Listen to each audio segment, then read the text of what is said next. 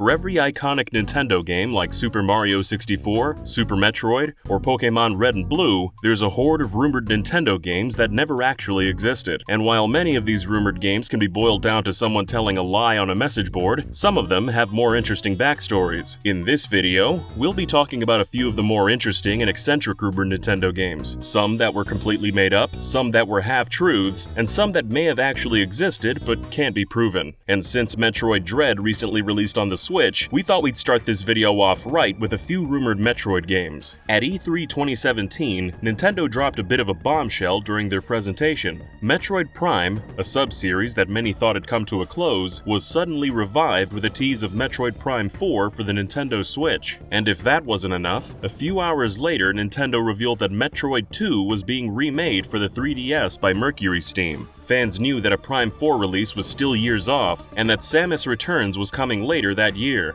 This drummed up a lot of speculation about what Nintendo might do to fill the gap between the two games, if at all. It seemed like a no-brainer that Nintendo would port the Metroid Prime trilogy to the Switch, and this was understandably a recurring rumor following the Prime 4 announcement. However, some leakers and rumor mongers went a step further than this, believing Nintendo had another remake in the works. In November 2019, a group of leakers named Leaky Pandy, who has previously been called Vandal Leaks, tweeted, "Nintendo is planning 2 new Metroid titles that will release in the next 2 fiscal years respectively. One is a re-release of Metroid Prime Trilogy HD, the second one is a Super Metroid remake that mimics Samus Returns in style and scope." While many were excited for a potential Super Metroid remake on Switch, others were more skeptical. A remake of Samus Returns on 3DS made a lot of sense. Metroid 2 would probably age the worst out of all the Metroid titles, and would benefit from a remake. Super Metroid, however, is still beloved and played by millions regularly to this day, and clearly wouldn't benefit as much from a remake. Some also pointed at the spotty history of Leaky Pandy's rumors. Although the group had correctly predicted a date for an August 2018 Nintendo Direct, and that gameplay for Travis Strikes Again would feature single Joy-Con co-op gameplay, many of their other predictions didn't come true, like Mario Odyssey getting a new Luigi's Mansion-based kingdom with a new 43 stars, and as the old saying goes, a broken clock is right twice a day. A new 2D Metroid was announced nearly a year and a half later as Metroid Dread, but the likelihood of the rumor and Dread being connected seems low. And this isn't the only rumored Metroid game we're talking about today. But before we get into more rumored Nintendo games, we'd like to talk about this video's sponsor, Mech Arena. If you love playing online with friends, you should try out Mech Arena. This third-person PvP mech shooter is free to play on iOS and Android, and has plenty of co-op and team play modes, perfect for playing in short bursts. This includes 2v2 and 5v5 matches, and even custom matches and tournaments. We found Mech Arena to be loads of fun, with the chaotic main Mech Arena map being where we spent most of our time. Practically all of the fighting happens in the stage's center, with only the cowards, opportunists, and most likely gaming trivia YouTubers skirting the edges. The game has tons of free loot via daily rewards, including its hottest new weapon, the Disc Launcher.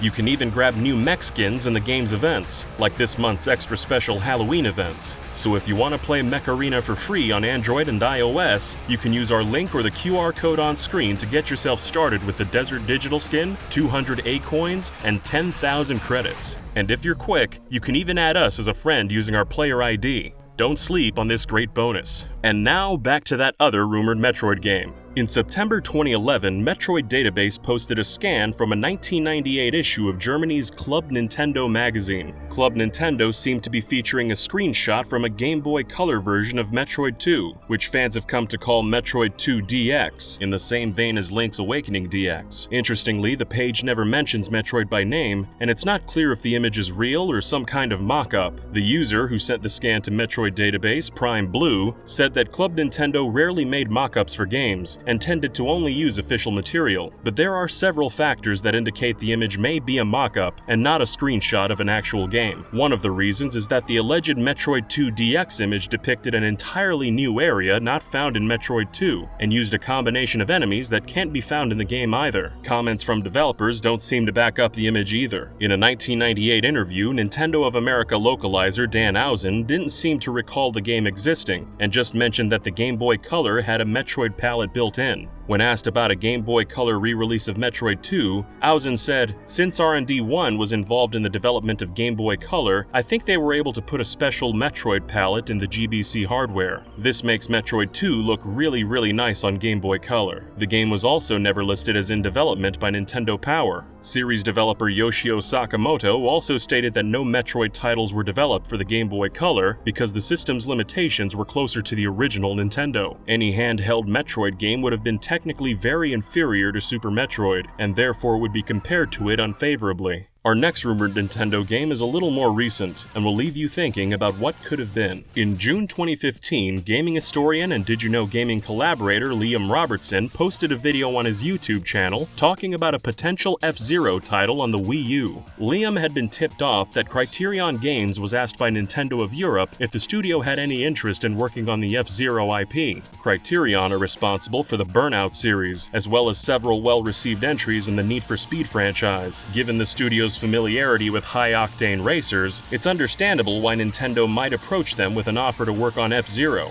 Liam set out to see if he could confirm the rumor, and reached out to former vice president and creative director of Criterion Games, Alex Ward. Ward confirmed that the rumor was true, and that in early 2011, someone at Nintendo of Europe asked Criterion about doing an F-Zero game for the Wii U. At the time, Criterion was developing Need for Speed Most Wanted, and wasn't available for any new projects, and Nintendo wanted the game in production ASAP, with another source telling Liam that Nintendo wanted to show F-Zero off at the Wii U's unveiling at E3 2011. By the time Liam posted his video, it'd been over a decade since the last F-Zero title was released. Fans were clamoring for any news on the franchise, which led to several news sites picking up Liam's report, but many of them seemed to have gotten the report completely wrong. Several outlets embellished the story, saying that an F-Zero title had been in development for the Wii U, but was cancelled. But the project, if you can even call it that, was never even formally pitched. This led to Ward playing down the rumors on the Game Informer show, where he said that the Nintendo representative who reached out to him about F-Zero was very junior, and implied this rep wouldn't have been able to even arrange a pitch. For our next rumored game, we're going back in time again,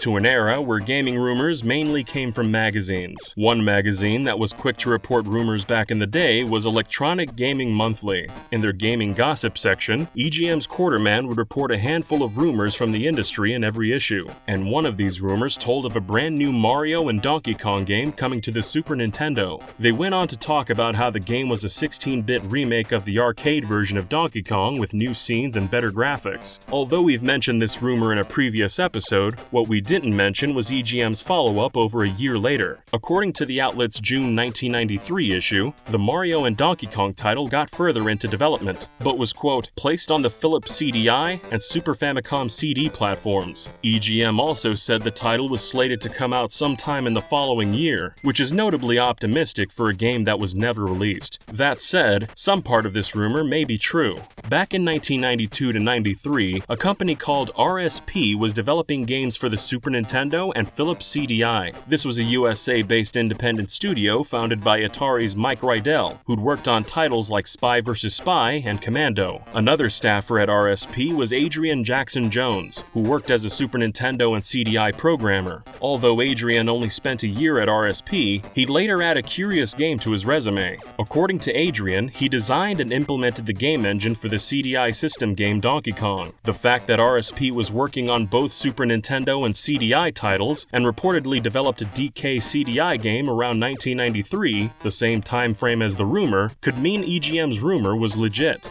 And while we're talking about Donkey Kong, we might as well talk about another rumored DK title. One 8-bit Nintendo game, Return of Donkey Kong, is a unique example of a title that may just be a rumor, but could potentially be an unreleased project. In 1987, the official Nintendo Player's Guide listed an upcoming title in their coming attractions section as Return of Donkey Kong, the fourth installment of the arcade series where you'd get a hold of that barrel-throwing, mischief-making rascal and take control. Months later, in the March 1988 issue of Nintendo Fun Club, Nintendo's official newsletter from the 80s, a similar preview was made, hinting at the idea of Donkey Kong becoming a playable character. Despite being name-dropped in in print on multiple occasions, there's no proof of whether the game existed or not. Several Nintendo employees, such as spokesperson Howard Phillips and executive VP Don James, have no memory of the game when asked about it. In addition to this, no screenshots of the game in action have yet to surface. A 1997 issue of the British N64 magazine claimed that Return of Donkey Kong was completed, but gave no sources to back it up, so take that with a grain of salt.